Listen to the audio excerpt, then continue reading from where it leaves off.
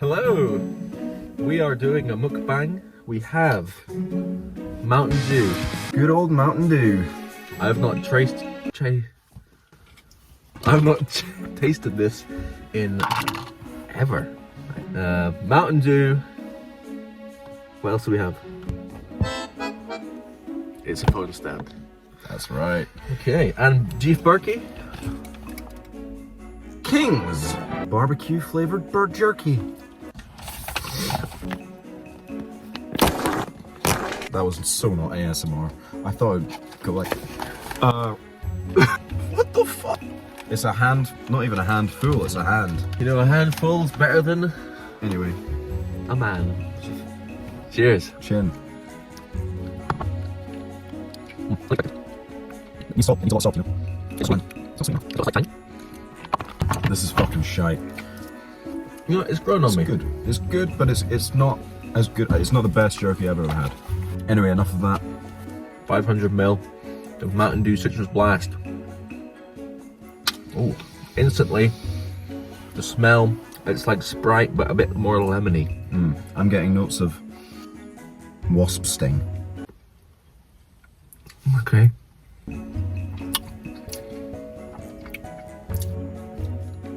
Ooh. Jeez. Somehow they make it carbonated, but they don't. They make it taste flat. Do you know what I mean? That's the craziest science I've ever heard. It loses carbonation like almost immediately. Carbonated water in it.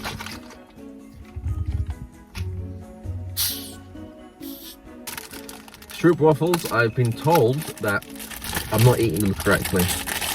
You need to have them with sausages or something. Chin chin. Chin chin.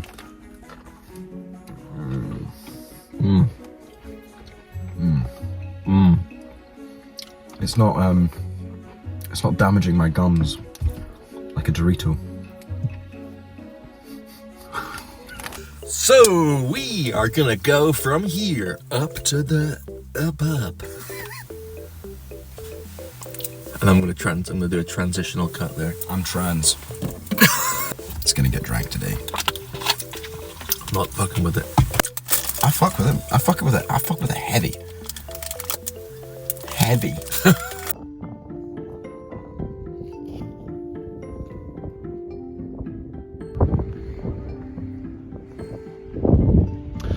Standing before me, what you're going to get a glimpse at is some of the old water spill from some of the old Roman spill lines. Now, a lot of this water isn't actually water. What it is goose whiz.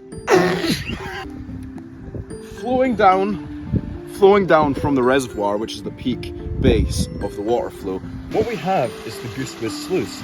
Now, I'm looking down here and what I'm seeing is maybe 500, 600, maybe even 1,000 years of whiz erosion. What it's doing is causing the stone to basically create this metallic-like structure, breaking through and creating nice foliage. You can see two breaks here on either side, a nice little foliage island. Now what that foliage island is actually 500 years of dead deer.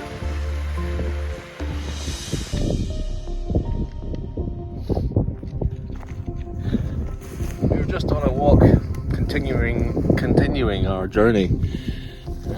We found these ancient sacks.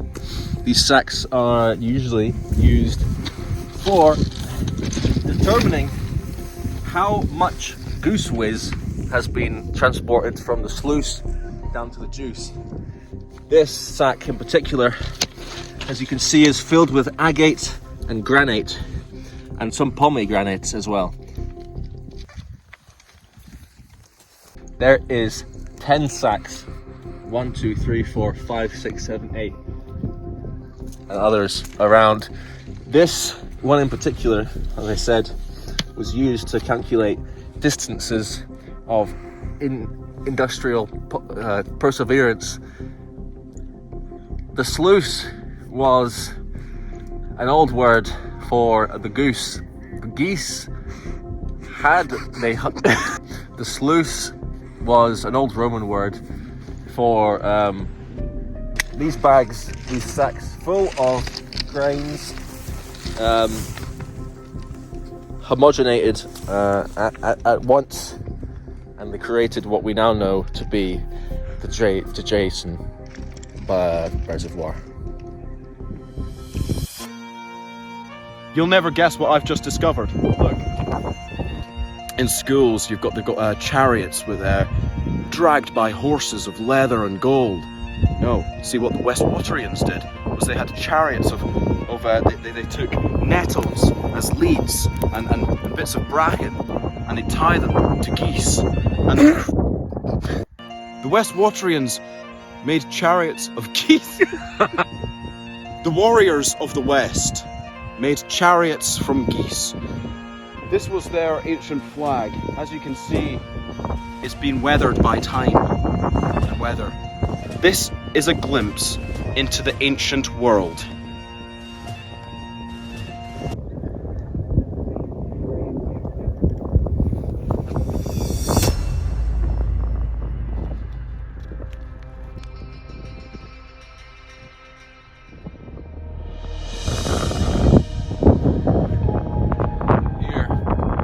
You can see before this boat was flipped, it has these spinnards and crock balancers. There's something fantastic about this technology. Given it's about 3 billion years old, you can see here the spindling and the grommeting around here.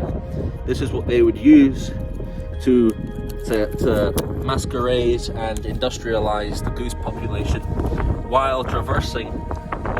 Now the bulkhead of this sternum was a real mastery of precision. If you come around here, you can see that we have a loose object which is of great historical importance, which I actually in fact found like this just now, and it's not been damaged in any way. Now this here, as you can see, can easily be removed with just a little. Usually, I'm not going to remove it right now because it is very fragile and easy to remove.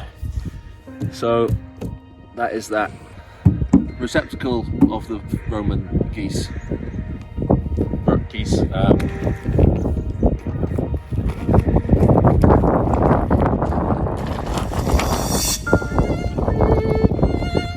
Farewell, Goosey Tom.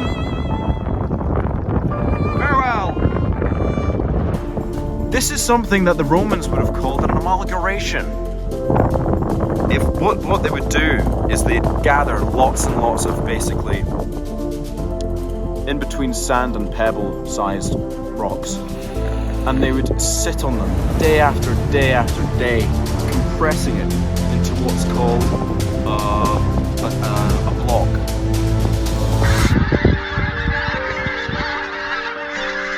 As the water level dropped in this reservoir, it uncouthed.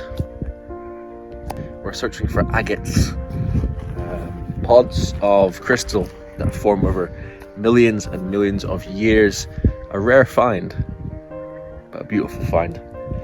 So, wow! Here we have the jawbone of a man who I knew very well. His name was James Crispin. He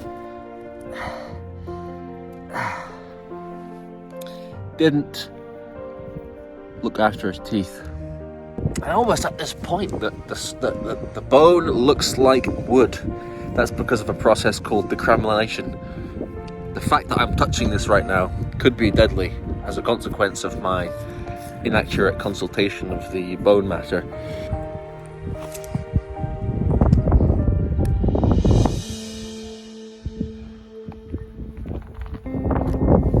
Hello!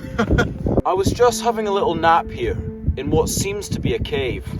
However, on further inspection, it's not quite a cave, is it now? No, that's because the Neolithic period, dating between 50,000 BC and 27,000 BC, people couldn't really dig that far. They didn't know what they were doing. They needed to learn from their ancestors, which was basically a long process of handing down information. So yes, you can imagine I'm a little Neanderthal trying to get to sleep. Can't really do much, can we? Not much room for a fire. What a fuck. Obviously we're a lot more civilized, but that's because we've spent a lot of time working on it. Human beings are incredible species. They really are. From half-arsed digging caves, to fully grown caves, to skyscrapers, to the Burj Khalifa, to space travel, and all because of plant matter.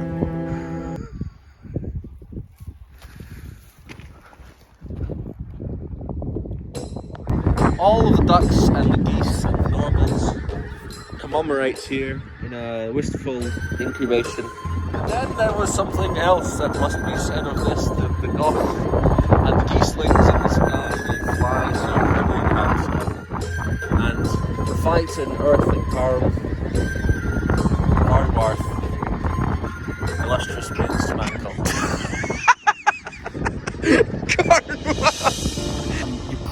You pry open the knowledge like a box of chocolate and you eat it and you think, ugh, disgusting. But that's the point, people, and that's all I'm trying to tell you, is that you gotta live it up now. So thank you very, very much.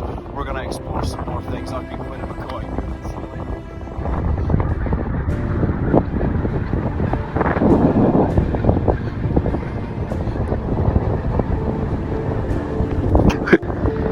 These birds here come from the Flomflishnam family.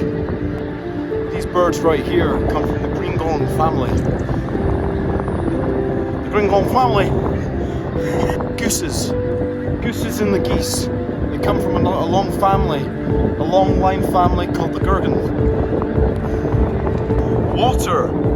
Water has the elemental name on the periodic table named Gilfilovan. No, I can't do that.